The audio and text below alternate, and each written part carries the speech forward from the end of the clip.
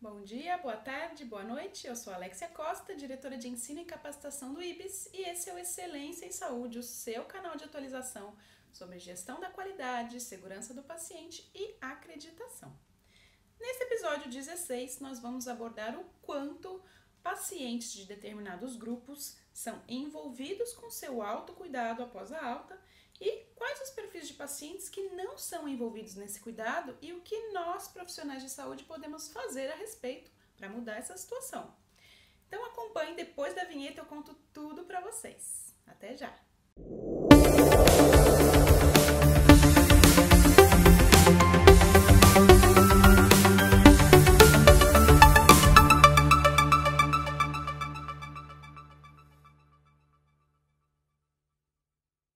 Bom, é direito de qualquer paciente ter o seu cuidado assegurado e o direito ao seu autocuidado, né? Isso é fato, e o cuidado centrado no paciente cada vez mais é um tema abordado nacional e internacionalmente pelos profissionais de saúde. Teve um estudo na Inglaterra que compilou os dados, né, o Inquérito Nacional de Saúde, e onde eles identificaram quais os perfis de pacientes que mais se envolvem e aqueles que realmente não se envolvem no seu cuidado. Então, chegaram as seguintes descobertas, que eu vou passar aqui para vocês. Pouco mais de metade das pessoas se sentem definitivamente envolvidas nas decisões sobre sua saúde e tratamento. Isso é como elas se sentem através da pesquisa que foi realizada. As mulheres que usam serviços de maternidade são particularmente positivas sobre o quão bem elas estão envolvidas nessas decisões sobre seus cuidados.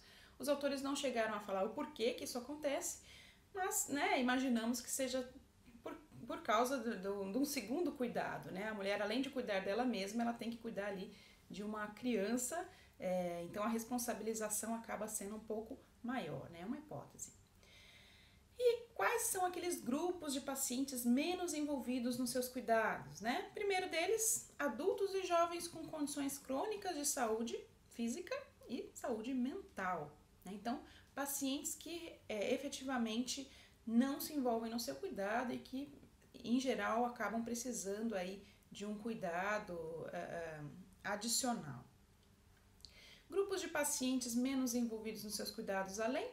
Segundo lugar, pessoas com dificuldades de aprendizagem, né? São aquelas que precisam de apoio, principalmente quando a gente está falando de cumprimento de alguma terapêutica, cumprimento de algum cuidado que muitas vezes vem por escrito e esse paciente acaba necessitando efetivamente de uma segunda pessoa para traduzir ou para ajudá-lo a compreender. E o terceiro grupo, pessoas com mais de 75 anos de idade, né, que em geral já tem aí uma dificuldade maior de cognição, de concentração, memória e precisam de um cuidado redobrado, um apoio redobrado. E o que nós, prestadores de saúde, temos que assegurar, né? Primeiro item, planos de cuidados personalizados, né? Escritos com os pacientes, para os pacientes e com os seus desejos e preferências claramente identificados e monitorados.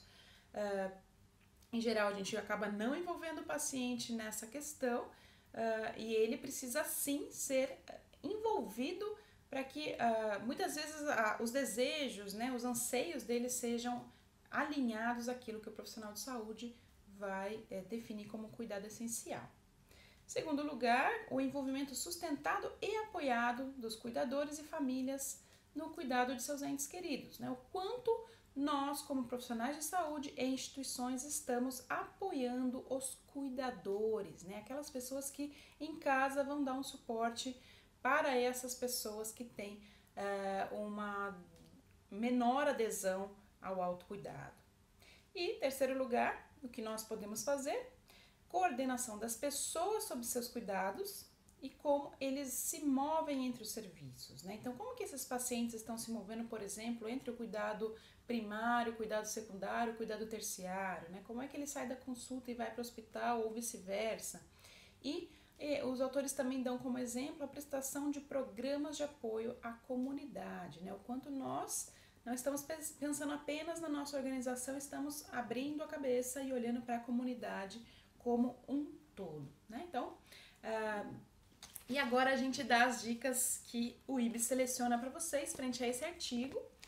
Primeira dica: capacite os seus colaboradores quanto a conceitos de cuidado centrado no paciente. Infelizmente, no Brasil ainda não é um conceito muito abordado. Algumas pessoas ainda não sabem o que é isso, não estão alinhados a que o paciente tem que participar mais da sua assistência, né? E que a assistência tem que ser prestada pelos profissionais com o olhar do paciente, né? É diferente do que apenas com o olhar do profissional de saúde. Estabeleça práticas, segunda dica, estabeleça práticas de transparência para os registros de prontuário. Nós já abordamos isso no episódio anterior, mas ainda sustentando aquilo que os autores de hoje, no nosso trabalho, disseram, é importante o paciente participar da definição do seu cuidado, do planejamento do seu cuidado e muitas vezes dar a ele o direito de saber o que está sendo escrito sobre ele no prontuário é algo que a gente precisa pensar. Terceira dica: assegure o alinhamento entre ouvidoria, ou alguns hospitais e organizações chamam de SAL, de SAC, o nome pouco importa, mas é aquele local onde há recepção de notificações, reclamações, sugestões de pacientes ou acompanhantes, familiares. Alinhar essa ouvidoria à gestão da qualidade, né? Muitas vezes eles não se conversam, são setores que não têm o mínimo alinhamento, informações importantes chegam nessa ouvidoria e não são repassadas para a gestão da qualidade para que haja processos e ciclos de melhoria específicos centrados no cuidado do paciente, né? Então é importante a gente repensar esses fluxos de informações que chegam lá.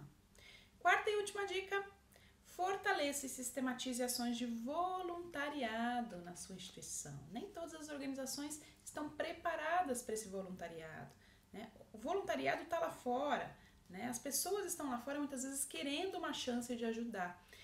Então, primeira coisa, se você não tem voluntariado, pense na hipótese de tê-lo. E se você, organização de saúde, já tem uma equipe de voluntariado, um grupo de pessoas que ajuda como voluntário dentro da sua organização, sistematize tudo isso, né? Organize, identifique qual é o processo com que isso acontece, garanta a segurança das pessoas que são voluntárias, garanta a segurança dos pacientes frente a esses voluntários também, né? Até onde é o limite, onde eles podem atuar, e identifique isso como um processo que merece também sistemática de gestão da qualidade, ok? Então, essas foram as 4 dicas que nós trouxemos frente a esse interessantíssimo estudo alinhado ao cuidado centrado no paciente. Muito obrigada por ter esperado até agora, ter ficado com a gente até o final desse vídeo, é muito importante pra gente.